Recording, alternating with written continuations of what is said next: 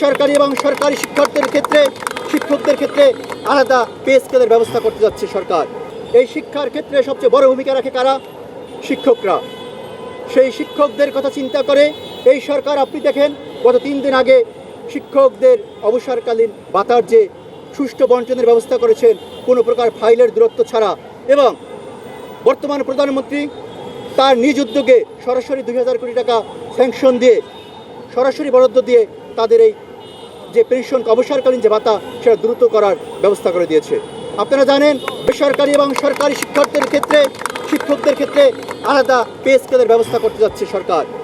তাহলে যেই শিক্ষকরা এই দেশের শিক্ষার ব্যবস্থা ঠিক রাখবে, সেই শিক্ষকদের অর্থনীতি, তাদের সম্মানের ব্যবস্থা এই সরকার করেছে। তাহলে আমরা বলতে পারি এই সরকার শিক্ষার্থী বান্ধব।